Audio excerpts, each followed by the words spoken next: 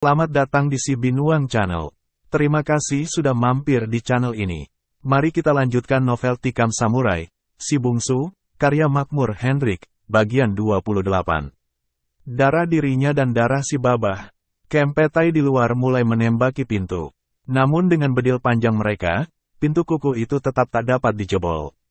Peluru bedil mereka hanya mampu menembus sedikit saja papan pintu itu, namun tidak tembus. Babah gepuk itu memang membuat rumahnya sebagai benteng. Dia amat khawatir kalau suatu saat rahasianya sebagai mata-mata Belanda dan mata-mata Jepang diketahui orang. Karena itu, dia membangun rumahnya sebagai pos yang sulit untuk ditembus. Siapa sangka, hari ini dia sendiri yang membawa pembunuhnya masuk. Dan dia terbunuh di dalam benteng yang dia buat. Sementara orang yang ingin membantunya terkurung di luar. Dihambat oleh pintu besar yang amat kukuh. Di dalam ruangan itu masih ada dua orang perwira Jepang teman Ichi yang mula pertama main judi tadi. Mereka memang datang ke sana atas permintaan si Babah. Si Babah melaporkan bahwa ada mata-mata yang ditangkap. Tapi kini, melihat makan tangan orang yang disebut mata-mata itu, tubuh mereka jadi lumpuh. Mereka seperti tak berdaya untuk bergerak. Ternyata tak semua perwira Jepang berhati baja. Ternyata mereka juga manusia biasa. Ada yang berhati baja, ada yang berhati seperti kerupuk jangek, amat rapuh. Mereka sebenarnya punya kesempatan yang banyak untuk balas menyerang. Mereka bisa mencabut pistol atau memungut bedil yang terletak di lantai. Dan menembakkannya ketika anak muda itu bertarung melawan si Babah. Namun mereka seperti disihir. Terdiam tak berkutik. Ada dua hal yang menyebabkan mereka begitu. Pertama, rasa takut melihat sepak terjang anak muda itu. Amat cepat dan amat mengerikan. Dan yang kedua adalah perasaan takjub mereka. Betapa mereka takkan takjub. Sebagai perwira-perwira, mereka termasuk mahir mempergunakan samurai. Namun melihat cara anak muda ini mempergunakan samurai, mereka benar-benar terpukau. Caranya nampak sangat sembarangan. Tidak menurut aturan sebagaimana pesilat-pesilat samurai seperti mereka. Meski demikian, meski dengan metode yang tak benar, gerakan anak muda ini amat terlalu cepat. Ayunan dan tebasan samurainya amat kukuh, mantap dan secepat kilat. Mereka yakin, kalaupun mereka disuruh bertanding melawan anak muda ini, maka bagi mereka takkan ada harapan untuk menang sedikit pun. Kini, ketika si bungsu mencencang tubuh si Babah, tanpa dapat mereka tahan kedua perwira ini terpancar kencingnya. Mereka bukannya ngeri melihat tubuh si Babah yang cabik-cabik, tapi mereka membayangkan bahwa setelah ini tubuh merekalah yang akan menerima nasib seperti itu. Si bungsu melangkah mendekati mereka. Salah seorang mencabut pistol dengan tangan menggigil. Samurai si bungsu bekerja. Keduanya rubuh tanpa dapat melawan sedikit pun.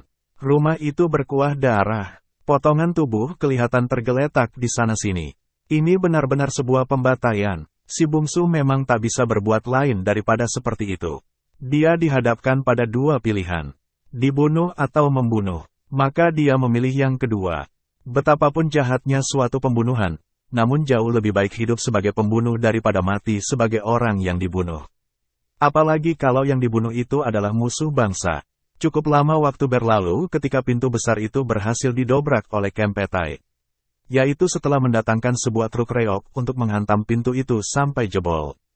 Begitu jebol, Kempetai berlompatan masuk. Begitu berada di dalam, mereka pada berseru kaget. Bulu tengkuk mereka merinding tatkala melihat sisa penjagalan yang terjadi dalam rumah itu. Mereka segera memeriksa setiap sudut rumah, mencari anak muda yang dilaporkan sebagai mata-mata yang masuk perangkap di rumah ini. Namun si bungsu lenyap entah kemana. Mereka memeriksa semua bilik, termasuk bilik 6 perempuan yang tinggal di rumah itu. Termasuk juga bilik si Amoy Semok anak si Babah yang baru berumur 17 tahun itu. Tapi si bungsu tak ada. Dan semua perempuan itu pun benar-benar tak mengetahui kemana anak muda itu pergi. Dia lenyap seperti hantu dalam cahaya bulan. Pimpinan tentara Jepang di Payakumbuh Mayor Shinichi Eraito mengumpulkan semua perempuan yang ada di rumah itu, termasuk semua serdadu yang menggerebek rumah tersebut. Kepada mereka diperintahkan untuk tetap tutup mulut. Tak seorang pun boleh membicarakan hal ini. Juga diperintahkan, agar setiap kematian tentara Jepang dalam serangan atau perkelahian dengan penduduk pribumi, harus dipetieskan. Jangan sampai menjalar keluar. Sebab kalau berita itu bocor keluar maka ada dua hal yang membahayakan kedudukan tentara Jepang. Pertama, penduduk pribumi yaitu bangsa Indonesia yang sudah berniat melawan Jepang, akan bertambah semangatnya. Sebab ternyata ada orang yang mampu membunuh tentara Jepang yang ditakuti itu. Dan hal ini bisa mempercepat timbulnya pemberontakan anti-Jepang di Minangkabau. Kedua adalah soal prestise. Tentara Jepang sudah tentu akan malu jika tersiar kabar bahwa tentara Kaisar Tenno Heika dari negeri matahari terbit yang kesohor itu mati di tangan penduduk pribumi. Apalagi jika pecah kabar bahwa tentara Jepang itu justru mati oleh sebuah samurai. Tak terbayangkan geger yang akan timbul. Sebagai komandan tertinggi yang membawai Payakumbuh dan sekitarnya, Mayor Eraito tidak mau mengambil resiko dihukum oleh Kolonel Fujiyama karena kematian perwira-perwiranya secara beruntun ini. Dia berusaha menutupi kejadian ini untuk tak bocor ke atas. Sebab saat itu hukuman yang terkenal di antara perwira Jepang itu adalah hukuman harakiri. Setiap perwira atau serdadu yang dinilai gagal total, kepadanya diberi kehormatan untuk bunuh diri. Dia tak menginginkan hal itu terjadi. Itulah sebabnya dia memerintahkan untuk menutup berita pembantaian itu serapat mungkin. Para tentara serta perempuan yang diperintahkan untuk tutup mulut itu memang melaksanakan tugas mereka dengan baik. Sebab bila membocorkan rahasia, mereka akan berhadapan dengan regu tembak. Mereka tahu, setiap orang yang ada di sekeliling mereka bisa saja menjelma jadi mata-mata Kempetai. Mereka tak dapat mempercayai seorang pun, baik orang Cina maupun orang Melayu. Mereka bisa saja jadi mata-mata Jepang. Babah Gemuk itu dan Baribe serta si Juling menjadi contoh jelas tentang itu. Betapa Cina dan anak Minang sendiri rela menjadi mata-mata bagi penjajah negerinya. Masih bersama si Binuang Channel. Mari kita lanjutkan novel Tikam Samurai, Si Bungsu, karya Makmur Hendrik, bagian 29. Buat sementara, Si Bungsu aman. Sekurang-kurangnya tak begitu banyak tentara Jepang yang mengetahui bahwa saat ini ada seorang anak Minang yang berkeliaran dengan samurai maut di tangannya, yang telah membantai puluhan orang tentara Jepang dalam tahun ini. Namun perbuatan Mayor Shinichi Eraito, komandan tentara Jepang di Payakumbuh itu, yang menyembunyikan kematian anak buahnya pada Kolonel Fujiyama di Bukit Tinggi, yaitu komandan tertinggi bala tentara Jepang di Sumatera, hanya bertahan beberapa bulan. Terbongkarnya kematian itu bermula dari surat-surat tugas dari markas besar tentara Jepang di Bukit Tinggi. Ada beberapa perwira yang ditarik ke Bukit Tinggi dari Payakumbuh. Nah, di antara yang ditarik itu ada yang mati di tangan si Bungsu. Semula masih akan ditutupi dengan menyebutkan bahwa perwira itu sakit keras dan tengah dirawat. Beberapa hari kemudian dilaporkan perwira itu mati karena penyakitnya. Ya, untuk sementara peristiwa itu tak tercium. Tapi kemudian ada lagi perintah untuk kenaikan pangkat bagi 2 orang perwira. Dan kedua perwira itu diharuskan melapor ke markas besar di Bukit Tinggi. Kembali Eraito memberi jawaban bahwa kedua perwira itu sakit. Kecurigaan mulai timbul di markas besar. Eraito meminta waktu agak sepekan untuk merawat perwira itu, kemudian mengirimkannya untuk upacara kenaikan pangkat di Bukit Tinggi. Eraito berharap, waktu seminggu itu cukup baginya untuk alasan bahwa kedua perwira itu mati dalam perawatan. Dan kematiannya karena minum racun sebelum masuk rumah sakit. Penguburan seperti biasa bisa dilakukan sendiri tanpa dihadiri Kolonel Fujiyama. Sebab sudah biasa kematian amat banyak dalam pertempuran seperti tahun-tahun dalam amukan Perang Dunia Kedua ini. Begitulah harapan Eraito. Kolonel Fujiyama belum mencium siasat ini. Namun perwira intelijen bawahan Fujiyama mencium sesuatu yang tak beres dalam laporan Eraito. Perwira intelijen itu adalah Chusa, Letnan Kolonel Fugirawa. Diam-diam Chusa ini mengirim 2 orang intelijennya ke Payakumbuh di hari diterimanya laporan Eraito. Kedua mata-mata itu langsung menuju rumah sakit, memeriksa daftar pasien. Mereka tak menemui nama kedua perwira itu di sana. Mereka kemudian memeriksa markas dan daftar nama pada pos-pos komando di seluruh Luhak 50 kota. Ternyata nama kedua perwira itu, dan beberapa nama lainnya, termasuk prajurit-prajurit Kempetai beberapa orang, telah lenyap. Kedua intelijen ini menghentikan penyelidikannya. Langsung ke Bukit Tinggi dan melapor pada Chusa Fugirawa. Letnan Kolonel Kepala Intelijen ini memberi laporan dan analisa staf pada Fujiyama. Fujiyama segera pula mencium sesuatu yang tak beres dalam laporan Eraito. Dia menulis surat pada Eraito, agar segera datang melapor ke markas besar. Dia harus datang bersama kedua perwira yang dia laporkan sakit. Bila keduanya sudah mati, maka dia harus datang bersama mayatnya. Eraito menerima surat itu. Apa yang harus dia perbuat? Kedua perwira itu telah mati beberapa bulan yang lalu di tempat pelacuran di Lundang. Mati di babat samurai orang tak dikenal. Akan datangkah dia ke Bukit Tinggi dengan terlebih dahulu menggali kuburan kedua perwira itu dan membawa mayatnya yang sudah busuk. Akhirnya dia membuka bungkusan kedua yang dikirim oleh Kolonel Fujiyama. Bungkusan itu berwarna kuning. Di dalamnya ada benda panjang 2 jengkal berbungkus bendera Jepang bergambar matahari. Dia buka bungkusan bendera itu. Benda sepanjang 2 jengkal itu persis seperti yang dia duga, samurai pendek. Dia mengangguk pada 3 orang kapten yang membawa surat perintah itu. Ketiga kapten itu memberi hormat padanya. Eraito melilitkan bendera itu ke kepalanya. Kemudian memberi hormat ke arah matahari terbit. Ke arah kerajaan Kaisar Tenohaika. Lalu dia duduk berlutut di lantai. Ketiga kapten yang dikirim dari Bukit Tinggi itu juga berlutut. Taihei Sambu. Eraito memanggil. Yang dipanggil, seorang Taihei, kapten, masuk memberi hormat. Dia terkejut melihat keempat orang yang berlutut. Ketika matanya terpandang pada bendera yang melilit kepala komandannya, kemudian pada samurai di depan Eraito, kapten itu segera sadar apa yang akan terjadi. Dia mengangguk memberi hormat, kemudian duduk di hadapan komandannya. Setelah tugas saya selesai, serahkan seluruh berkas perkara kematian itu pada mereka. Eraito berkata, "Hai." Perwira itu mengangguk dalam-dalam. Kemudian Eraito mengambil samurai itu. Membukanya, mulutnya komat kamit. Kemudian menghujamkan samurai itu ke perutnya. Dengan tekanan yang kukuh, samurai yang alangkah tajamnya itu, dia iriskan ke kiri. Darah membersit. Dia masih berlutut dengan nafas terengah. Kemudian jatuh. Kepalanya mencecah lantai. Dia seperti orang Islam yang sujud ke lantai. Dan perwira ini mati dalam keadaan begitu. Dia telah melakukan seppuku, yang juga disebut harakiri. Segera setelah dia mati, kapten wakilnya itu menyerahkan laporan berkas kematian perwira-perwira itu pada ketiga kapten utusan Fujiyama. Berkas perkara itu disampulnya. Tak seorang pun yang berhak membacanya, kecuali Kolonel Fujiyama. Bahkan Letkol Fugirawa sendiri pun, kendati jabatannya kepala intelijen, tetap tak berhak membaca laporan itu. Berkas itu dibawa ke Bukit Tinggi. Fujiyama membacanya dengan teliti. Laporan itu antara lain berisi, ada seorang anak Minang yang berkeliaran dengan samurai maut di tangannya. Anak muda ini entah dari siapa belajar samurai, ilmu samurainya meskipun ngawur, namun amat tinggi. Diduga dia mencari seseorang untuk membalas dendam atas keluarganya. Mungkin yang dia cari adalah Taihei Saburo, yang dulu menjabat sebagai komandan peleton Kempetai di Payakumbuh. Saburo memang terkenal terlalu ganas di Payakumbuh. Itulah sebabnya dahulu dia diusulkan untuk pindah dari kota kecil ini. Kini ada yang menuntut balas kekejamannya.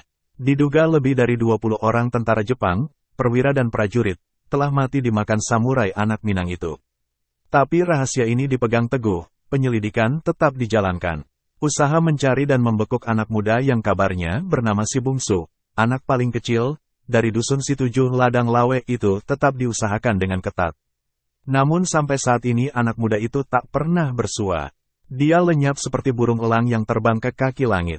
Semoga dengan restu Tenohaika, demi kejayaannya, anak muda itu segera dapat ditangkap. Demikian bunyi dan akhir dari laporan Mayor Eraito yang berkedudukan sebagai Buteicho, Komandan Batalion, Bala Tentara Jepang di Payakumbuh. Dalam laporan itu dilampirkan nama-nama yang diduga mati di tangan si Bungsu.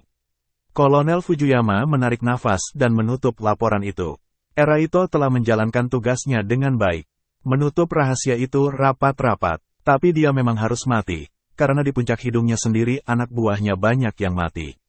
Mati bukan dalam pertempuran. Hukuman bagi komandannya adalah tembak mati atau harakiri. Eraito memilih yang kedua. Masih bersama si Binuang Channel. Mari kita lanjutkan novel Tikam Samurai, Si Bungsu, karya Makmur Hendrik, bagian 30. Laporan itu dimasukkan ke dalam penyimpanan dokumen paling rahasia oleh Kolonel Fujiyama. Kolonel Fujiyama terkenal sebagai seorang perwira senior yang kukuh pada tradisi militer Jepang yang amat konvensional. Baginya, seorang tentara adalah seorang tentara. Seorang tentara berperang untuk negaranya, bukan untuk diri pribadi. Seorang tentara hanya bermusuhan dengan tentara dari negara yang melawan negara Jepang. Lawan tentara Jepang hanyalah tentara negara tersebut, atau mata-mata dari tentara yang berasal dari orang sipil.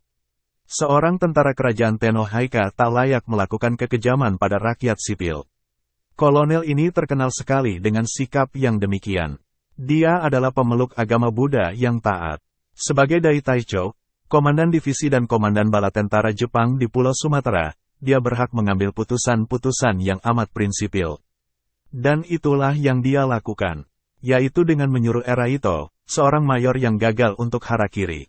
Kini dia mengambil langkah kedua dalam urusan peristiwa si bungsu ini. Dia memerintahkan pada Saburo yang saat itu sudah berpangkat Shosa, mayor, dan menjabat sebagai Buteicho, komandan batalion, di Batu Sangkar, untuk datang menghadapnya di markas besar.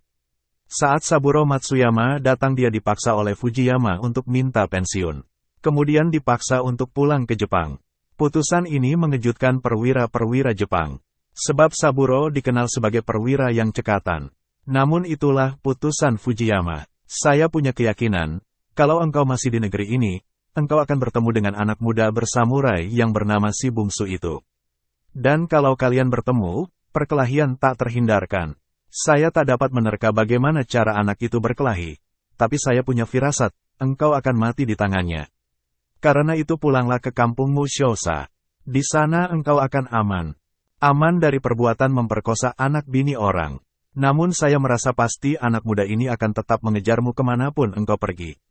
Begitu Kolonel Fujiyama berkata pada Saburo, Saburo termenung. Apakah engkau punya anak? Ada Kolonel. Berapa orang? Seorang, dan perempuan. Di mana dia kini? Di Nagoya. Baru berumur 16. Dalam agama ada ajaran, bahwa setiap orang akan menerima balasan dari perbuatannya. Saya khawatir, suatu saat anakmu ketemu dengan anak muda ini. Dan kalau dia membalas dendam padanya, dapat kau bayangkan apa yang akan terjadi Saburo. Saya tak menakut-nakutimu, tapi berdoalah, agar anak muda itu melupakan.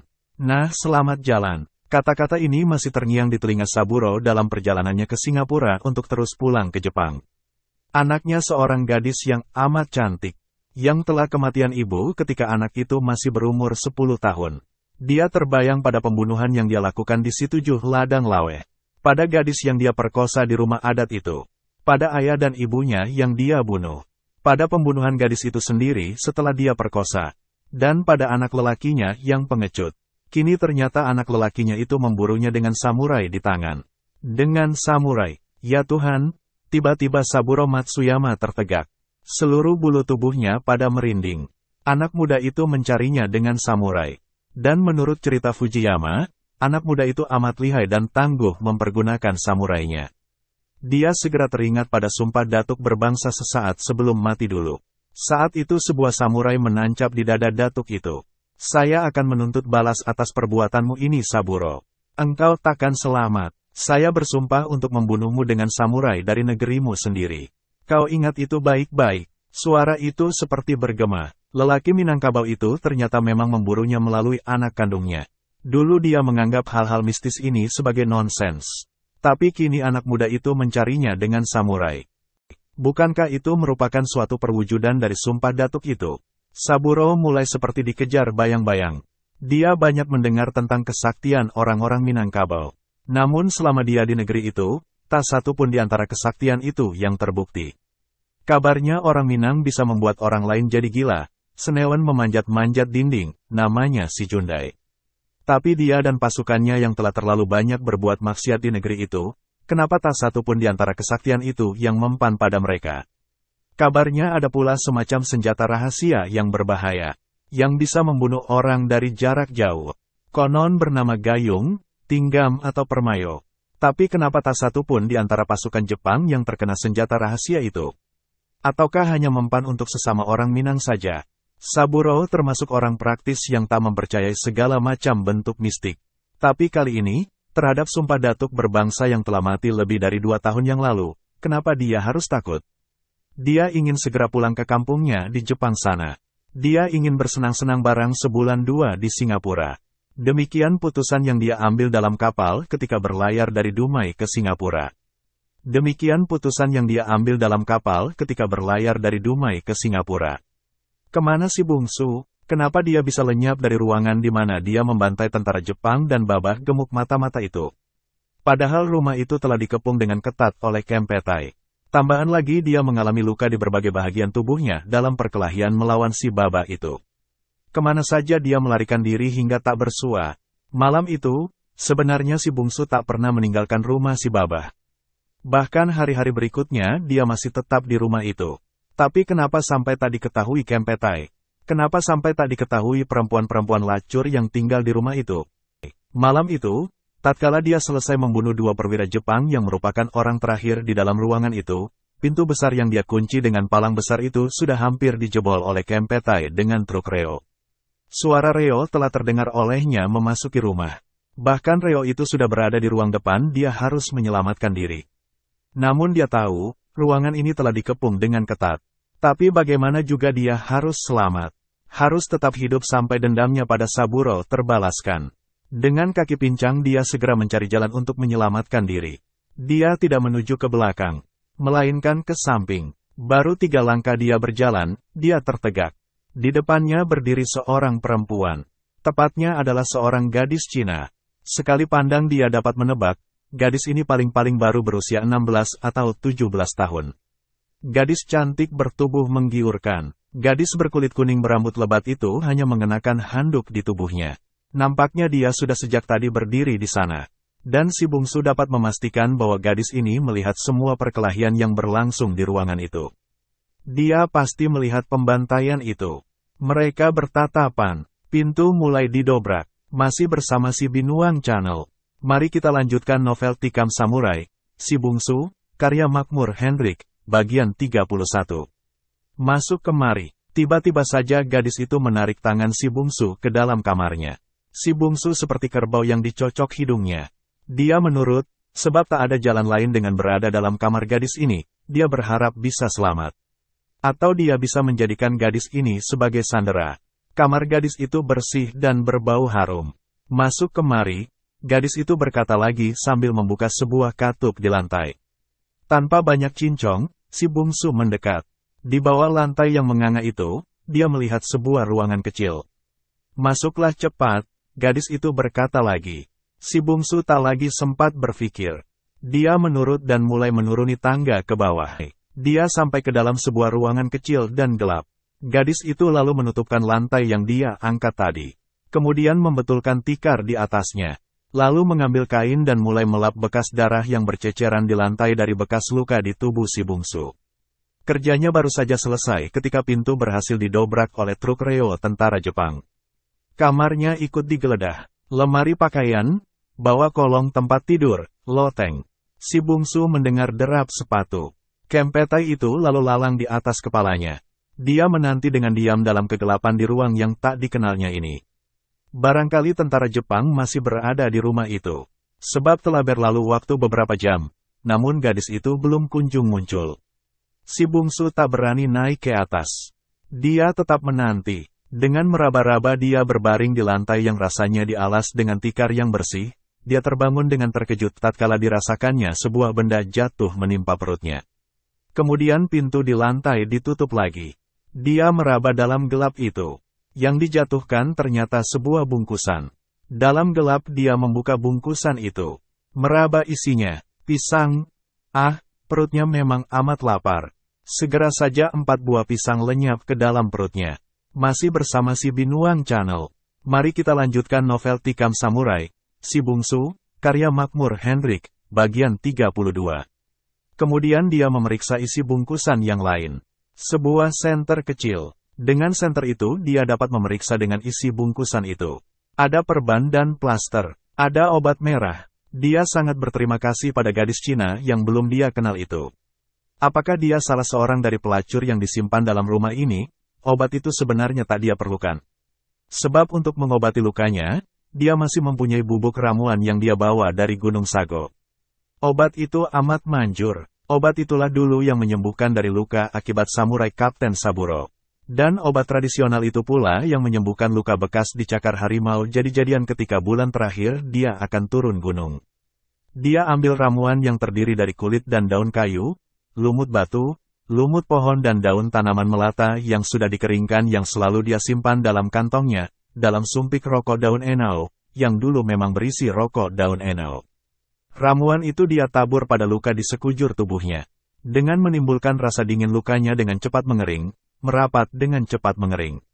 Dengan senter kecil yang dijatuhkan gadis itu, si bungsu mulai memeriksa ruangan di mana dia berada. Ruangan ini ternyata ruangan di bawah tanah. Memang dibuat untuk menghadapi keadaan darurat, seperti umumnya rumah-rumah turunan Cina.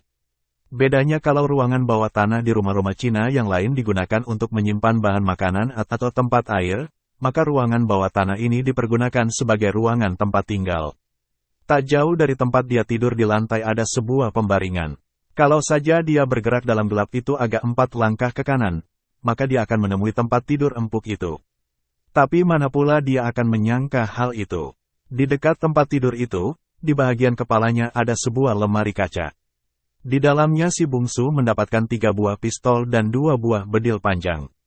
Lengkap dengan mesiunya, ruangan bawah tanah ini nampak dijadikan semacam benteng oleh babak gemuk itu. Dia tak menyentuh senjata tersebut. Di samping tak mengerti cara memakainya, juga menganggap tak ada gunanya untuk dibawa. Pistol atau bedil menimbulkan suara bila membunuh orang.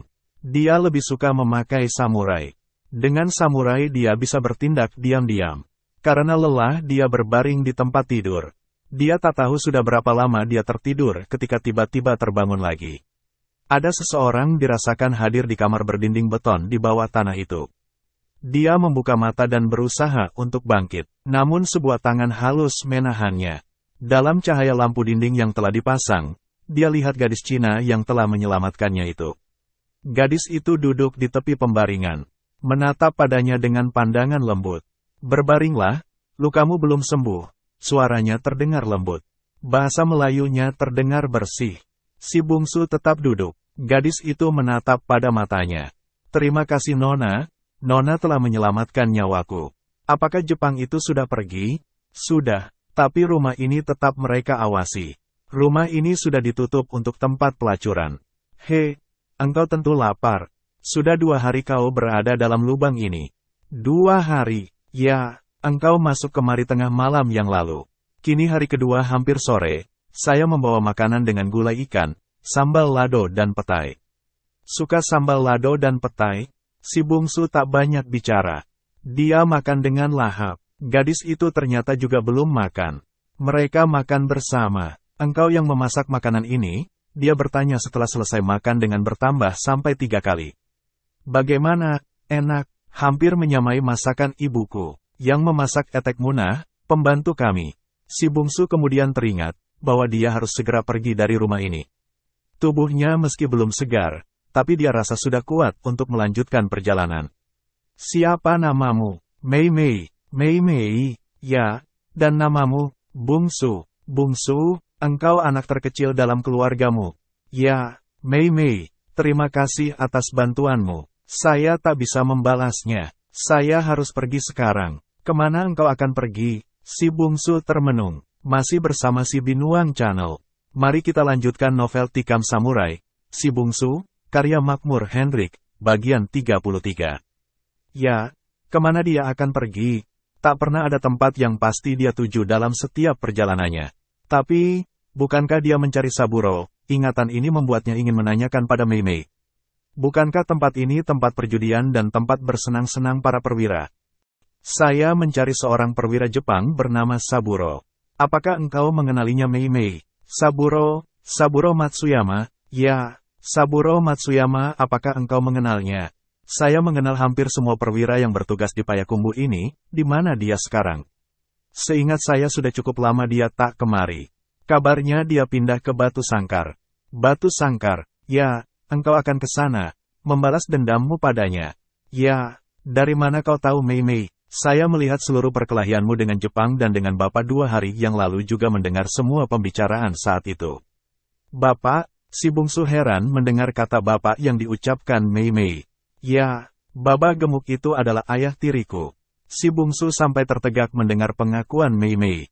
Hampir-hampir tak dapat dia percayai bahwa si baba yang telah dia cencang itu adalah ayah tiri gadis ini. Bukankah dia melihat bahwa dia telah mencencang si baba itu? Lantas kenapa gadis ini menolongnya dari cengkeraman Jepang? Mei Mei menatapnya. "Ayahmu?" Si bungsu bertanya perlahan. "Duduklah bungsu. Dia ayah tiriku. Aku melihat engkau mencencang tubuhnya seperti di rumah bantai. Tapi engkau tak perlu menyesal. Dia memang harus mendapat perlakuan yang demikian. Atas apa yang dia perbuat pada bangsamu dan pada diriku, si bungsu tak mengerti apa maksud ucapan Mei Mei. Dia menjadi mata-mata Belanda, menjadi mata-mata Jepang, dan lebih daripada itu dia adalah seorang komunis. Komunis, si bungsu tak mengerti. Sebagai anak desa yang memang lugu dia tak pernah mendengar nama komunis. Nama itu teramat asing bagi telinga anak desa si 7 ladang laweh di pinggang Gunung Sago ini.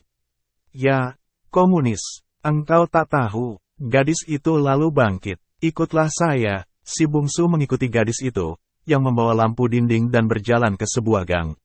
Lobang di bawah tanah ini nampaknya cukup besar. Mereka sampai ke sebuah kamar lain yang lebih besar dari kamar pertama. Di dalam kamar itu dindingnya dilapis kain merah. Di tengah, di depan sebuah meja, ada sebuah gambar Cina dalam ukuran besar. Di bawahnya ada bendera merah dengan sebuah gambar kuning di tengahnya. Itu gambar pimpinan komunis Cina, Mao Zedong, dan bendera dengan gambar palu arit itu adalah lambang komunis. Mei Mei menjelaskan, si bungsu hanya menatap dengan melongo. Menatap bendera besar dengan gambar palu arit itu. Dia benar-benar tak mengerti. Mei Mei tersenyum melihat kebingungannya. Dia duduk di sebuah kursi, si bungsu duduk di depannya.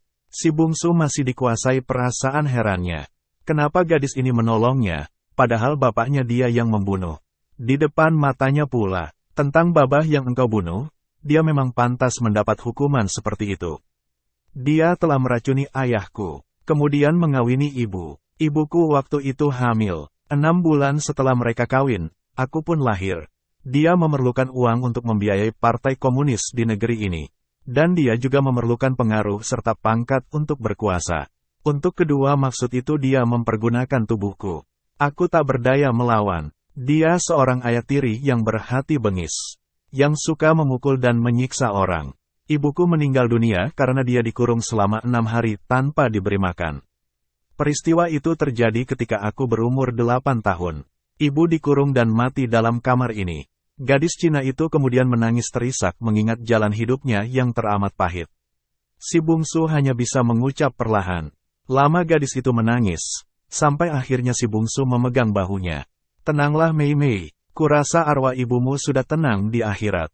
Dendamnya telah kubalaskan, ya, dendam ibu dan dendamku telah Koko balaskan. Terima kasih, itulah sebabnya kenapa saya harus menyelamatkan Koko dari tangan Kempetai 2 hari yang lalu. Si bungsu terharu. Gadis itu memanggilnya dengan sebutan Koko. Sebutan itu berarti abang dalam bahasa Indonesia. Sebagai sebutan terhadap adik perempuan adalah Moi Moi. Dia mengetahui itu dari beberapa temannya orang Tionghoa yang jadi temannya dalam beberapa bulan terakhir. Meskipun gadis ini telah ternoda hidupnya, namun itu bukan atas kehendaknya sendiri. Dia pegang bahu Mei Mei, dan berkata lembut, tenanglah Moi Moi. Aku akan melindungimu dari orang-orang yang berniat mengganggumu. Mei Mei memang terdiam. Gadis Cina yang cantik ini, berwajah bundar berhidung mancung dengan mata yang hitam berkilat, hampir-hampir tak percaya bahwa anak muda yang dipanggilnya dengan Koko itu balas memanggilnya dengan sebutan Moi Moi.